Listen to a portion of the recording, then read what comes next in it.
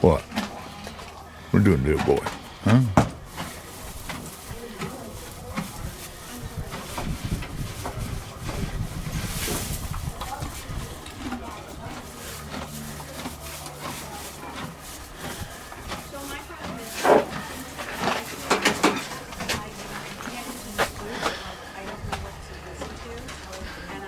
Trading post.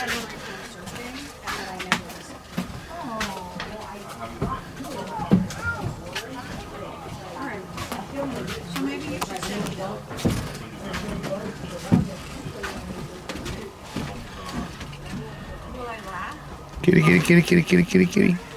Kitty, kitty, kitty, kitty, kitty. Hi, kitty. Come on. Kitty, kitty. What are you doing, boy? He's a big cat.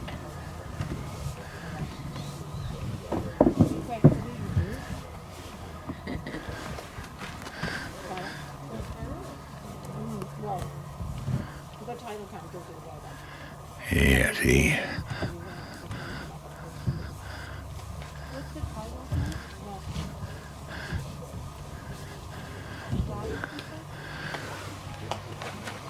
He's a good boy. He's a big cat.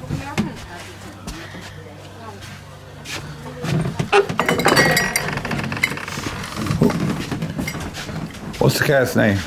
Which one? Yellow Tabby. Big, giant orange one, yeah. Leo. Oh, okay, he's a good boy. Leo the lion. Yeah.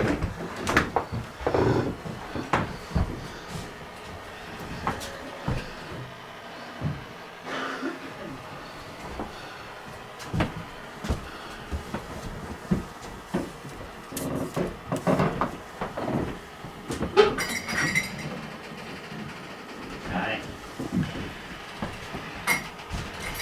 You use How tie about for old-fashioned bonnet? what do you use? Here, got a magnet. Is it? Yeah, I think so.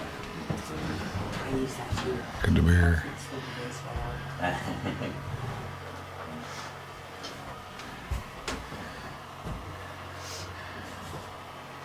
I Are kinda you like money the bags? old-fashioned sunbonnets. Are you the money bags? Yes. They left us. Yeah. They left They the left stack you a here. pile. They left you a pile.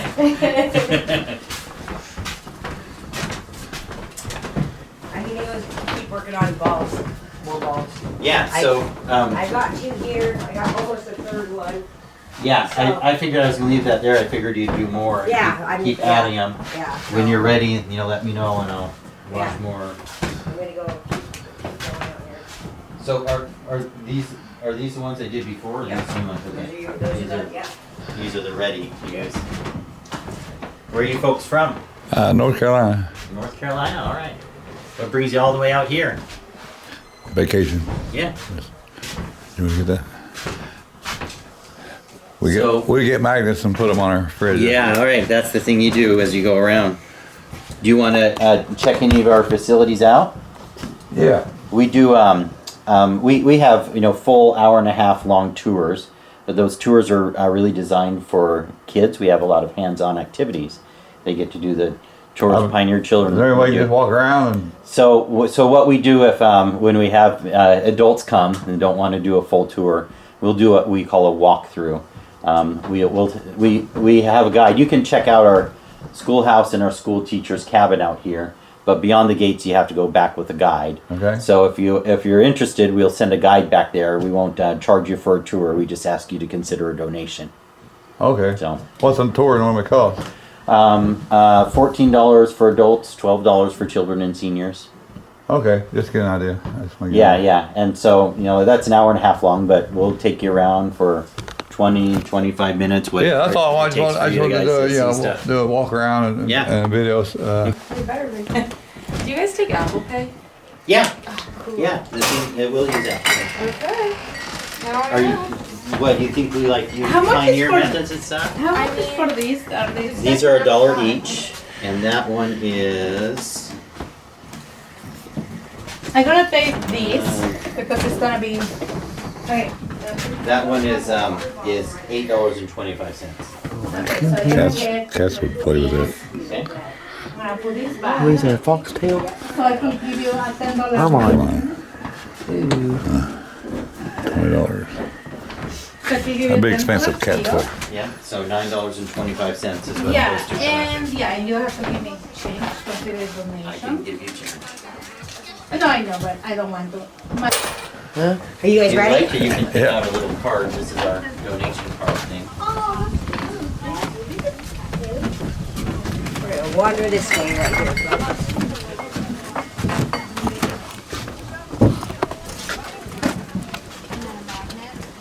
Shadows out. That's why we asked which kitty. Oh, there's the other one, yeah. Big one. Yeah, we patted the orange one. That's Shadow. The gray one Huh. is Shadow. Hi, Shadow. We got four kitties at home. Oh, okay. We started out, it was, they just keep, they, I have a cat that was at my house when I moved in, and I just feed her. She don't come in my house. She's never tried to come in my house, even in the winter. And she's just content being an outside kitty. And I feed her, and in the wintertime, I make her a big old cat carrier, shove a blanket. So Kim will tell you about these cabins and all that. oh, neither one of us walks through, I guess. It's all right. We're not in a hurry. If you're not in a hurry, I'm not in a hurry. I'll be here all day.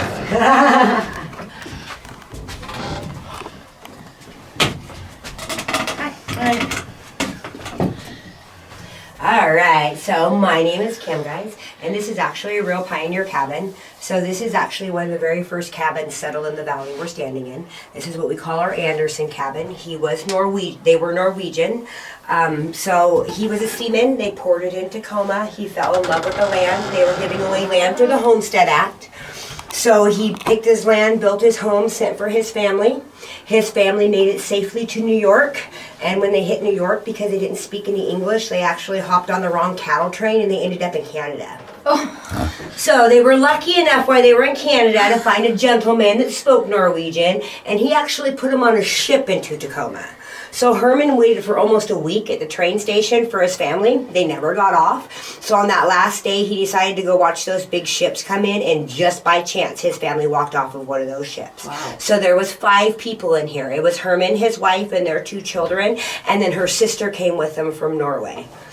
So these guys all slept upstairs. They climbed up the ladder up here and slept upstairs. This is literally just the peak of the cabin. But the dresses right here and the little cross stitch on the wall were actually the families. They gave them to us when they gave us this cabin. Wow. So it's just like This is literally, upstairs is yeah. So you got to imagine I am 5 foot tall and I cannot stand straight up and down in the top of the center of this cabin. That's where all 5 of them slept. So they would have had mattresses just stuffed with straw or feathers right on the ground. When we were in Washington, D.C., Mount Vernon, George Washington's house, it has 3 floors. The 3rd floor, the ceiling's only this high. It's probably And there were 4 bedrooms. Yeah, and they said you only went in to go to sleep. You didn't go in there for anything else. Yeah. Well, I mean, you got to remember, your home in pioneer times was literally somewhere to store your stuff, prepare your meals, and sleep.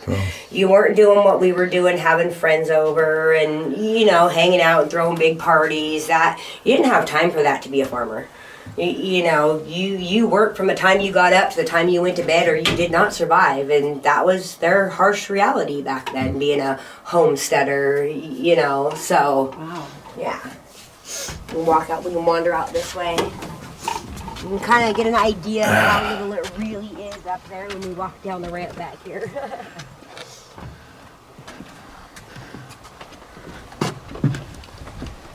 And those 4 beams are your floor. That's all you have for space. Oh, yeah. Yep.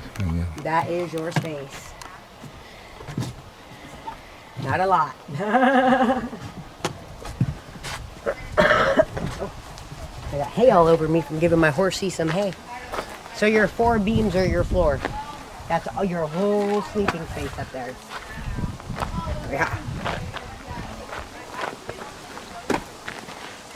Is that your horse we saw coming in? That's one of our 2 horses. That's our wagon horse. Okay. These guys are a scheduled group, so they get a wagon ride around our schoolhouse. He was just When a you mon- come as public, you get a ride on our horse in the barn down to the old cabins and back to a pony ride instead of a horse ride. Because public is so hit and miss, and you know, you can't have my horse standing there for 8 hours doing nothing. Well, I'm sure she would, but Gotta put her to work. she's happy and content to stand there and shovel food in her face, no problems whatsoever. So this is actually a real cabin as well. So the difference is this one we have never disassembled. We literally picked this up with cranes and moved this. So this is what we call our Stubbs cabin. This cabin sat about 8 miles from here. It was on Meridian on your way up to Mount Rainier. When the Depression hit, they actually turned part of their land into a campground. So for 25 cents, his wife served a whole chicken, a loaf of bread, and a vegetable from the garden. And that actually helped him for quite a few years. But they did have a loan on their property, so they actually missed payments, and the government took their land back. And then there was a second family, the family who actually gave it to us. They had a cabin not far from this one that actually burnt to the ground. And this one was empty, so they actually homesteaded it and kept it, and it was their grandchildren that donated it to us. But the original family was 6 people that lived in here. And this one, we don't let you go upstairs. This is a complete upstairs. But if you kind of walk back and forth in front of the sewing machine and look up, or you stand at the foot of the stairs and look up, you can see what's up there.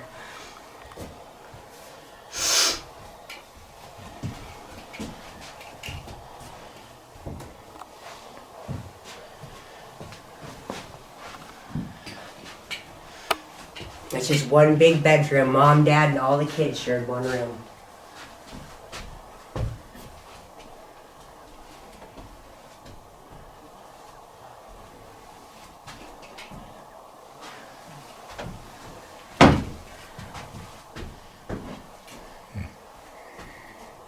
Oh, so there's a bed up there. Yeah, there's 3 beds up there. So it was Mom and Dad's bed. The original family had 3 girls. All 3 of the girls shared a bed, and they had one boy, and he got a bed all to himself. Wow. I can see Yeah, that. no personal space, no privacy. I can see the pot That on was it. non-existent back in the day. I can see the pot under the bed. I just had to as well. Well, you know, do you know the difference in a rich man's canopy and a poor man's canopy? No, what is the difference? A rich man's canopy is over his bed. A poor man's canopy is under his bed. Ah, that's funny. That took me a second. That's a good one. That is a good one. So yeah. So these 2 buildings, we just tell the children the history of. They cannot touch anything in these 2 buildings because they are actual old buildings. But they are, it's very fascinating. It's kind of they kind of understand what it was really like. And this is actually, both of these are actually quite large for a home. Orsimus was lucky. He had family here in the area, so he had some extra hands to be able to build himself something bigger. But the people out here got their land through the Homestead Act. So the government you could get anywhere from 60 to 120 acres for free if you promised to live on it for 5 years, clear land, and build your homes. A home back then, what they considered a home, was 10 foot by 10 foot. So our little teacher's living quarters out in our picnic area, that is a 10 by 10. And the gentleman actually turned around and married that teacher. There was 11 in the family, and 8 of them lived in that little thing. So when you guys are all done wandering through beyond the gates, if you check out the schoolhouse and the teacher's living quarters, it kind of, they were tiny homers before tiny homing was cool. Right. I mean, really, in Right. reality. So Me and her, when we were children, we remember using a lot of these things. You see, oh, I'm sure. I get a lot of grandparents, that bring back like their great grandkids, and a lot of them come from the Midwest. I grew up in the Midwest as a farmer, and we used a lot of this. I had a lady that was here the other day that brought she's from Germany, and she's here in the United States now. We're gonna wander this way, guys. She's here in the United States, but they still have their farm back in Germany, and she's like, I'm your age. She goes, I'm 47. She's a couple of years older than me, and she goes, my brother spent 4 years with no electricity before I was born. I don't understand that, but my older brother knew what it was like to work a farm with no electricity. And I was like, It was not easy. I'll tell you that right now. It was not easy at all.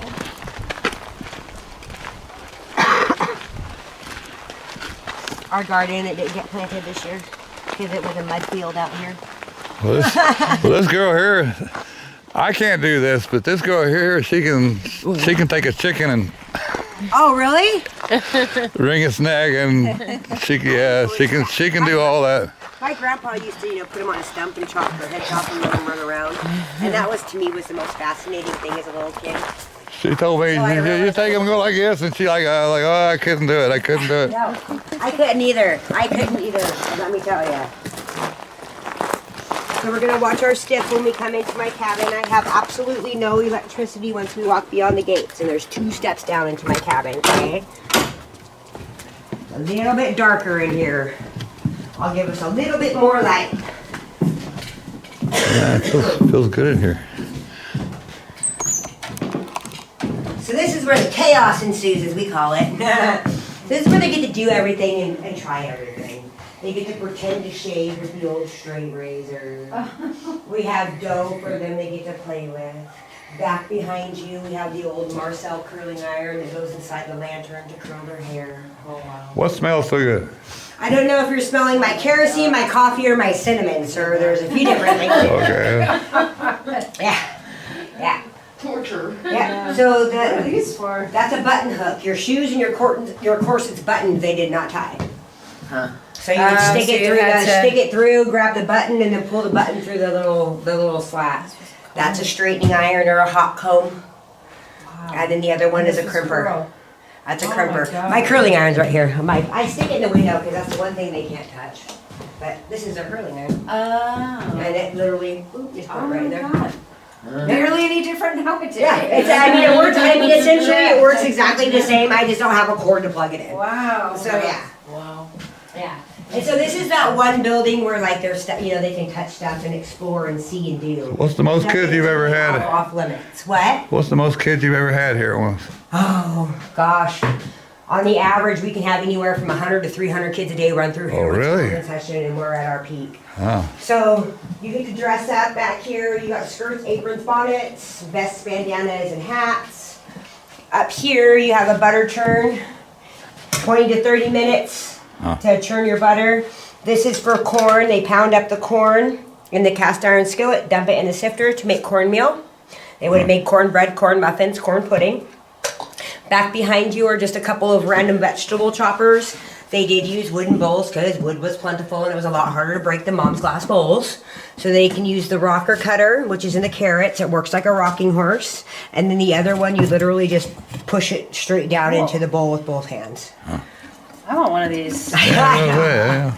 Right? Yeah. A lot of adults are like, where do we get that? Yeah, I'm like, yeah. y'all gotta go to the antique store, guys. I mean, that's where we I go. remember using this. My mom had one of these when I was a kid. Yeah. Yep. I remember baking with my great grandma. My great grandma made everything from starch. Yeah. Heaven forbid something come out of a box. Yeah. That was a very big no-no.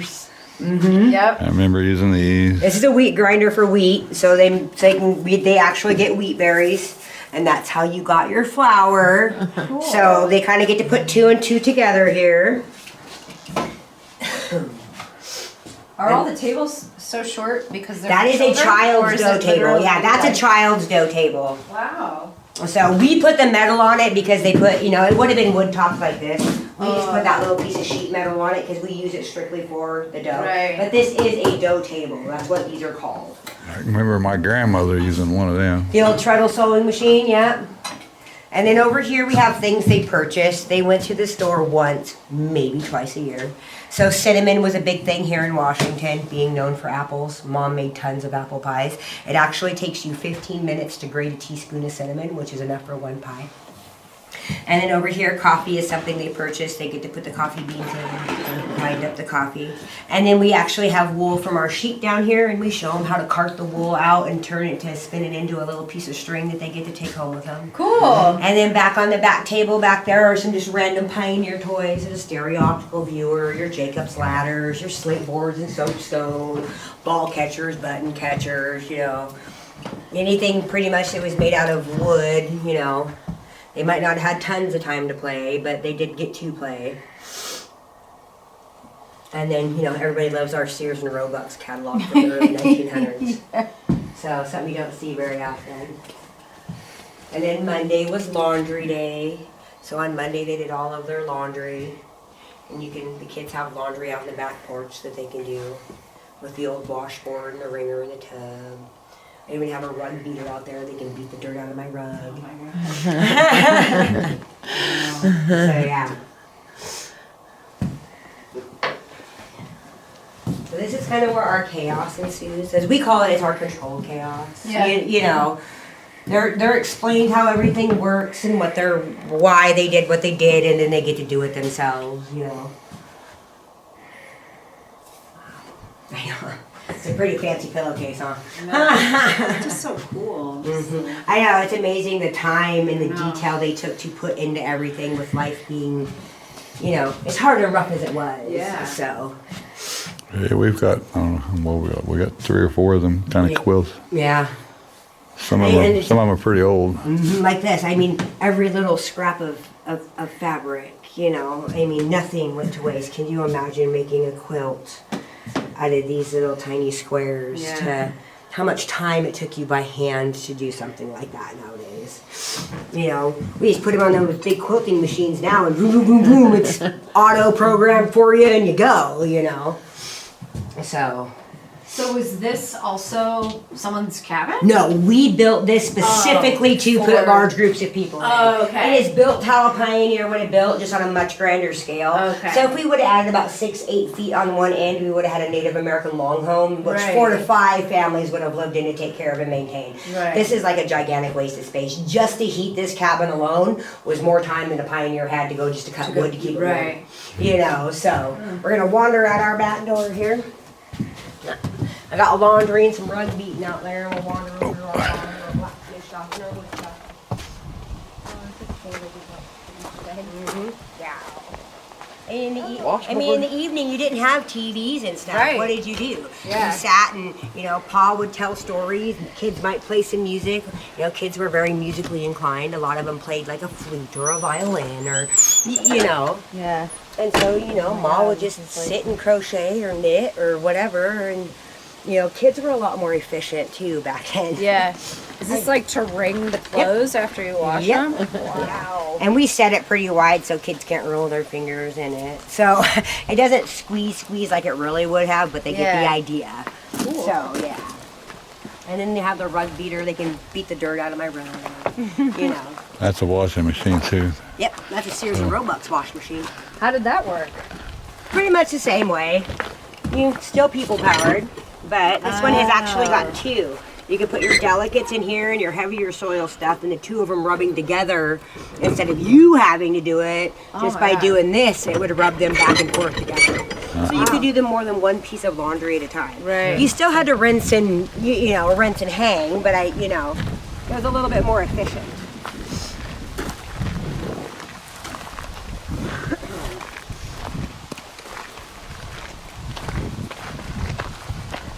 Kids came all the way from Everett. You got ducks. What was that? Up north, past Seattle. Oh, okay. I'm not from here. These are our ducks. They're out during the day. Those are our 3 boys, Huey, Dewey, and Louie. And then this right here is their girlfriend, Daisy. And these guys run all day. They have access to both ponds, all the property. And then in the evening, they get put up in their coop for protection. Oh, So, yeah. you got a good life. Yes, they're too fat. They can't fly. Yeah. People always ask us, how come your ducks don't take off? Yeah. Because they can't. So well fed. Yes. So this is Bella, our horse, our other horse. So she's in here for the kids to pet all the time, whether you're a group or public. With public, they get a pony ride. Like I said, they saddle her up and take her down. So wait, is she a horse or a pony? She's a horse. She's my 24-year-old retired show pony. Believe it or not, she's 24. She did competitive trail. She was a competitive trail and reining horse. Now she is just a slow, pokey, just a... She earned her rest, right? So this is her retirement. She just hangs out and chills. She looks The kids ride her, love on her, just a little walk down to the old buildings and back, She looks really healthy. Yeah, she don't do much but stand here and look pretty. Yeah. So she's got a great retirement. What are you doing, baby T-Bone? What are you doing, baby T-Bone? Hi, T-Bone.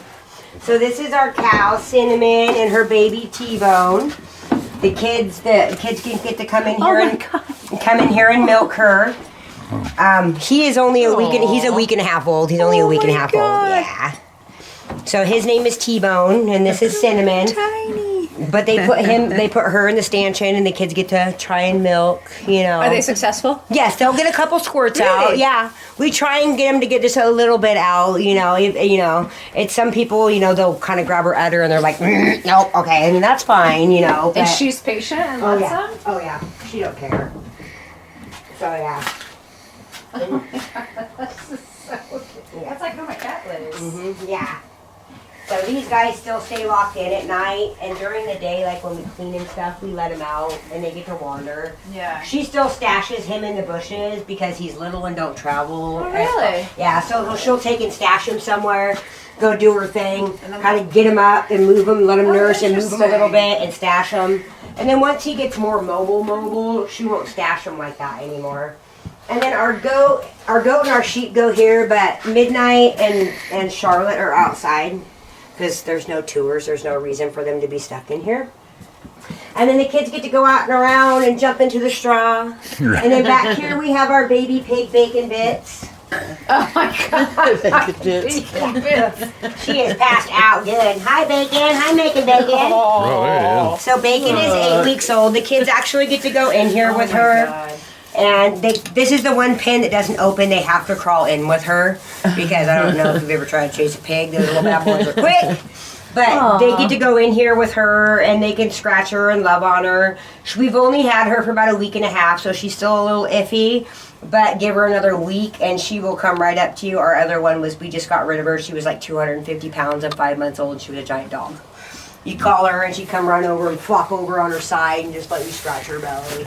Our cow guy purposely gives us his females because he breeds, to sell and stuff. And if anything goes wrong, by the time we're done with him, they're so friendly that he has no issues if any kind of complications arise, And then that is Stu, our rabbit. So the kids can open the door and you can actually pet Stu. You just can't pick him up. We don't let them pick him up, but he is... Can I? Yeah, you can pet him. I gotta know, how do you spell stew? STEW. Oh, that's what I was wondering. So we try and give most of our animals food names, Bacon Bits and it's stew. because of the fact that back then they were food source back then. Unlike now, they're pet. A lot of these critters are just like pets for us nowadays. Right. But back in the day, that was your main source of food. Soft, I know. Yeah. He's actually one of a family friends actually pet rabbit. He was a show rabbit. Now he's just a pet rabbit. So during the season we get him, and then when we close in the winter, he goes back to his home. But yeah, the group that was these are teenagers that are kind of here, but they actually had bacon mix. They were picking her up and loving on her, and yeah. What are you doing, making bacon? Are you making bacon? She's like, yeah. Got your butt hanging half the way out. And you can tell our critters are a wee bit spoiled. And they're super friendly. It doesn't take long to get them friendly either around these parts. So, and this is actually our duck coop. With the exception of our black chicken Licorice, she thinks she's a duck. So she goes into our duck coop. She's abandoned at a family rental with a pair of ducks. So she came here. And then a friend took them to Muscovies because Pioneers didn't have ducks, period. That's not to say they wouldn't have hunted them if they were close to, a pond where they landed, but they would not have kept them like they would have chickens and such like that. So, and then this is our chicken coop. The kids can go in here and they can actually pick our chickens up and catch our chickens, but they can also go into the boxes in there and collect the eggs and bring them out and put them on the old egg scale to weigh them. And if they're quick enough, they can catch our chickens. How come they would weigh the eggs? You gotta know if you got a small, medium, large, or extra large. The box didn't tell you like it does nowadays. So it was done by weight. Huh. So yeah. Hi boys, I don't have food, gentlemen. Yes, I know. You guys are out there in the pond, weirdos. You got breakfast this morning. Go eat bugs. Yeah.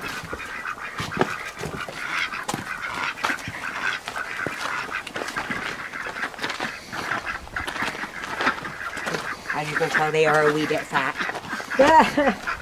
That's why they don't run. We get lots of, it's really funny because the wild ducks will land in our pond, and the wild ducks are like that big. Right. And then you have our ducks that are like this.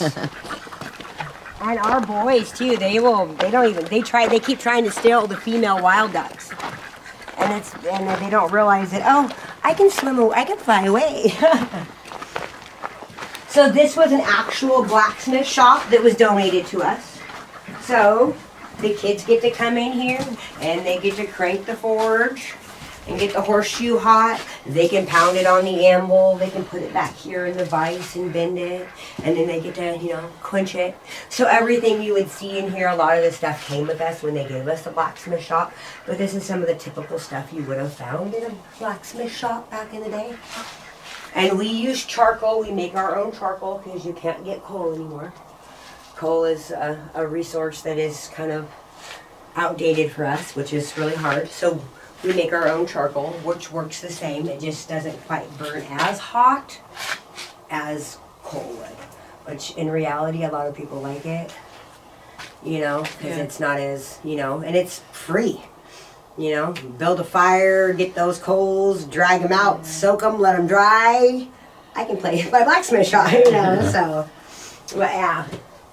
We actually used to have a wood shop right here too, but 2 winters ago, a big huge tree, that ball came through the center of our old cabin and took out the corner of this.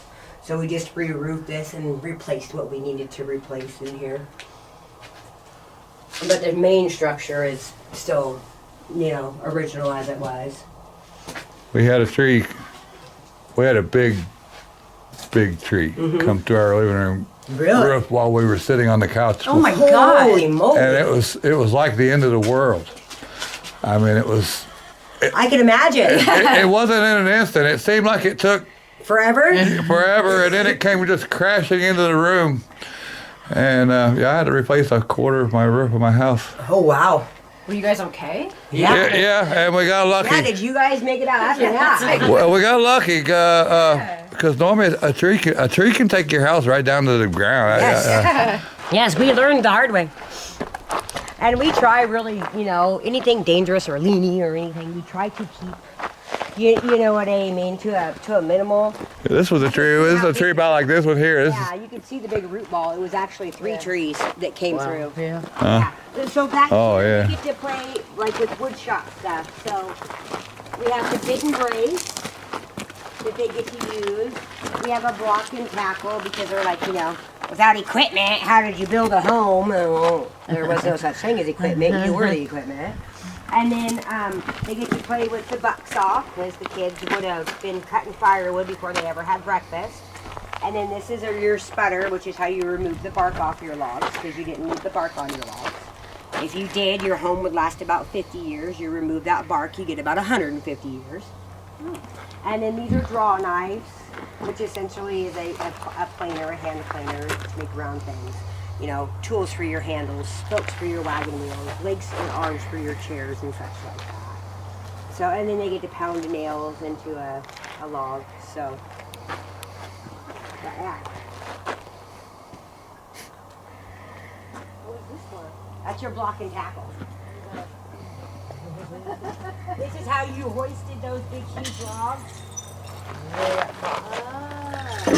This right here probably weighs, I don't know, about 50, 60 pounds. Yeah. And you always find the littlest kid in the group. And you have the littlest kid doing it, Cool. Because kids always ask, well, without their backhoe, how did they get that log up? Right. You were the backhoe, sir. Yeah, So, yeah. Like this right here is actually block and tackle too. It's just on a much grander scale.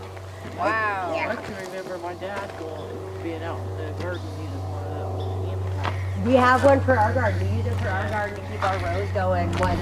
And they work. Yeah. I mean, more than you would, then they're a lot easier than using a hoe, just a hand hoe. And you literally just kind of push them and hang it. It's nice.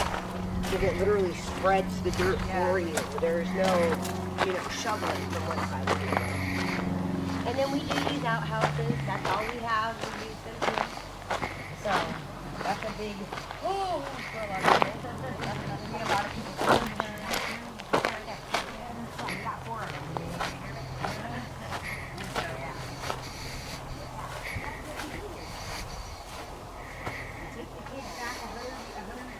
So we're set in the 1880s, so we can set like 140 years back, show them how the pioneers lived and worked, and then let them rock it themselves. But they're all just single seaters. What? They're all just single seaters. And some of these old ghost towns, they've got like 2-seaters, 3-seaters. Yeah. And they try to be funny, have one upstairs. Nuh-uh, really? So there's a ghost town somewhere in Montana that I would love to go see. I have a friend of mine, a coworker here. They go every year, and it's got. She's like, they've got some weird little things like that too. My dad went to Greece, and in Greece they literally have bathrooms on the side of the road, and there's like 6 holes, and you just walked up to a hole and went to the bathroom on the side of the street. Wow. With people walking by and nobody cared. You know, that's just how it was. Those are our dad. There's our sheep and our goat. Hello. Our goat is Charlotte, and then our sheep is Midnight. Hi, Midnight.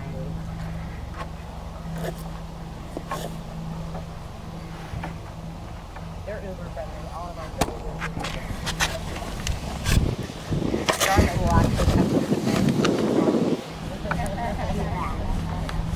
She gets locked in her stall quite often because she won't sleep anymore. It took us a long time to figure out that I can hang out with my critter friends and not have to. What you doing? He ain't got no food on him. Nope. Like if I don't have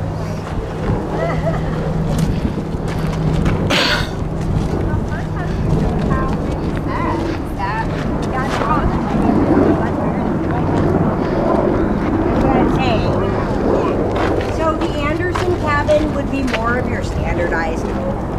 But in reality, a lot of people actually built their barn first and lived in the corner of their barn. Because that barn was the most important building on your whole farm. It housed your animals, it housed your grains, it housed everything that, you know, any food that you need for your critters. Because in reality, without your critters, you survive. You know, I mean, it's really sad to say, but, you know, they were more important than your wife and your kids. You know, that was so, but that was, you know, that worked too. But by Homestead Act laws, it only had to be a 10 by 10 structure to be considered. Okay. You could build bigger, but it had to at least be. And I want to say this one is almost a 20 by 20. Almost. Oh my god. Oh. I gotta see this 10 by 10. Yeah. And like the building you walked into, our trading post, that was built in 1887. That was actually a stagecoach stop over by Cranberry Lake, which is about 6 miles from here. On your way up to Mount Rainier. And what about this building? A trading post is basically like, is that like the general store back then? Okay. Or the mercantile, whatever they kind of wanted to call themselves. So this little building right over here, this is our teachers' living quarters, right here by this outhouse in the shady right here. And then the building in the middle is a replica of the old one-room schoolhouse. You can just sit down here at the end of the road. Oh, wow. But the bell is the original bell from the original schoolhouse. And This you bell? Yeah. Oh, cool. So you guys are more than welcome to wander into these buildings. And then the trading post is always open for you guys as well. Cool. So Thank you. That's kind of what we do here, guys. Awesome. So yeah. All right. Well, thanks. Yeah, you're very welcome, guys. You guys have a great rest of your day. He said give you a donation? Yeah, that's perfectly fine. You can go put it inside. You can hand it to me. It's up to you guys. Yeah, I'm gonna go inside anyway, so I will Okay, you're donate. good. Yeah. Let's do that. Well, thank you guys. I appreciate it. Yeah, if you guys need any more help or anything, you come right in this trading post right here. Okay? All right. Thank you. You're welcome. Here we're 30. I know, it's all that. Oh, here.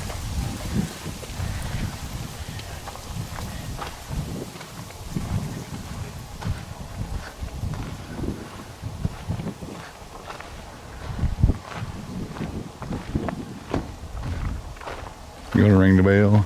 Oh, it says do not ring the bell. Please do not ring it. Never mind. Don't ring the bell then. Well, this is a school.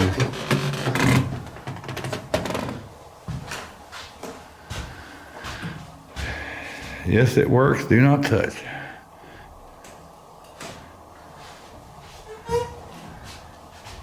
Do what? It says in here, where there is a will, there is a way. I thought where there was a wheelie, there's a whole bunch of nieces and nephews.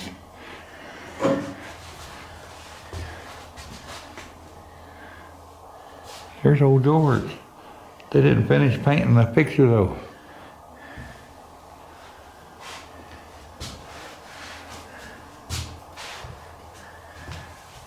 Is this the school marm?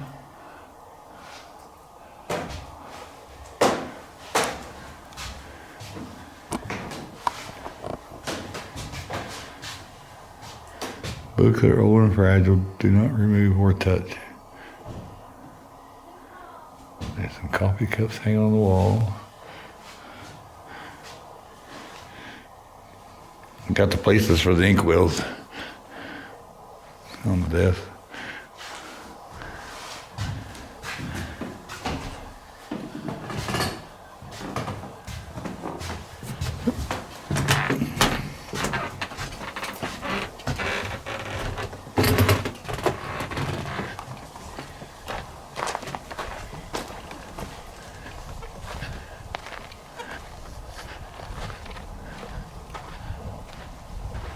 Another outhouse.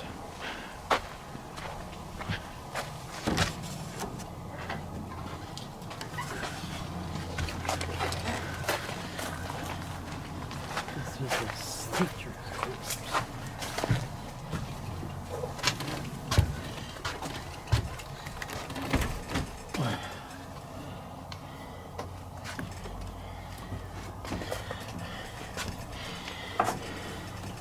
That's kind of neat, isn't it?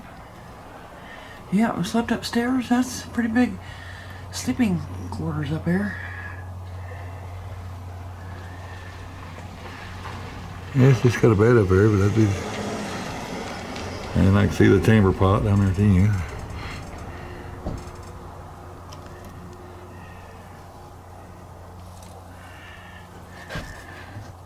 Got an easy chair over there.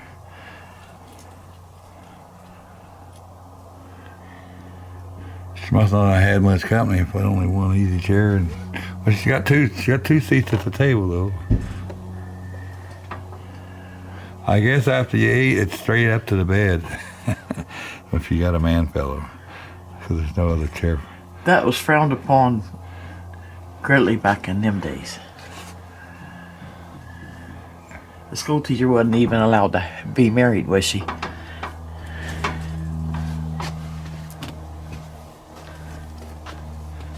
I was gonna say that. Oh, that's for recycling, but for a second there, it looked like a community outhouse out in the open. Like everybody just take a seat. Can you imagine when the recycling guy showed up for that?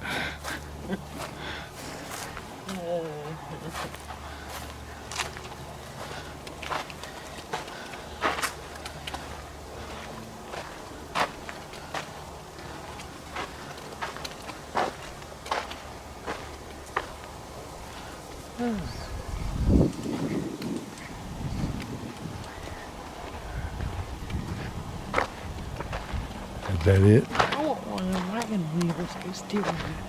Put it back in the truck. Hey, you're on video saying that. Here, I'm not serious, and you know it. Oh, why'd you say it for then? Just feels.